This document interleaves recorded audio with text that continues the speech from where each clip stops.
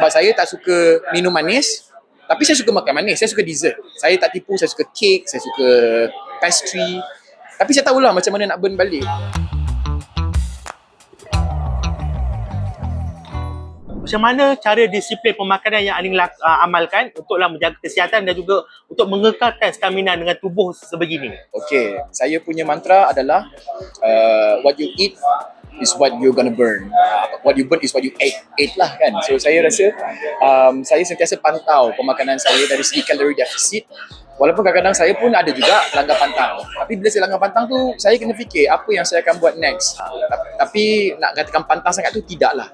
But apa yang saya pentingkan adalah makanan yang berprotein tinggi, yang karbohidrat dia dalam average portion, tidaklah terlalu tinggi juga. Dan saya elakkan pemakanan yang macam mi goreng, nasi goreng, kuih canai. Bukan saya tak makan langsung, saya makan yes, tapi mungkin dalam sebulan sekali. Alright. Jangan takut untuk makan. Tapi kena berpada-pada, kena pandai juga diet kita tu ukur baju di badan sendiri. Kurang lebih dah berapa tahun dah mengamalkan gaya pemakanan sebegitu? Saya dah start gym ni lama, dah 21 tahun. Daripada tahun 2005. Jadi daripada situ saya dah start cakna dengan corak pemakanan yang sihat, pola pemakanan yang sihat.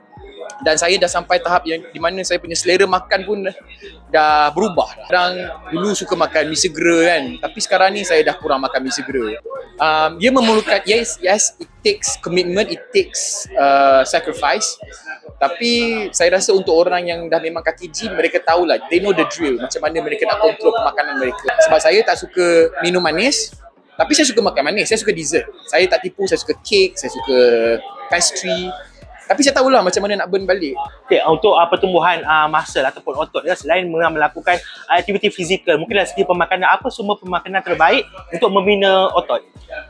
I must say, yang terbaik bagi saya adalah ayam, especially kalau dia chicken breast, dan satu lagi adalah ikan, especially salmon. Itu bagi saya.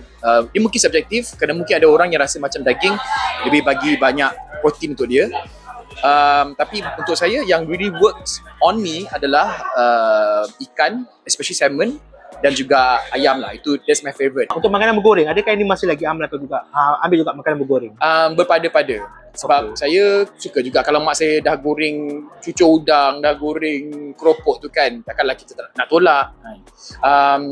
Tapi saya tahulah satu yang baik, yang bukan yang bergoreng tu bahaya, yang bahayanya dia bertepung kan. Tapi as I said, saya makan dan saya tahu macam mana nak burn balik. Alhamdulillah, saya ada kesedaran yang tinggi untuk pergi ke gym setiap hari. Saya at least gym 5 ataupun 6 hari seminggu. Jadi daripada situ saya rasa itu membantu dari segi pemakanan dan juga corak gaya hidup diet saya.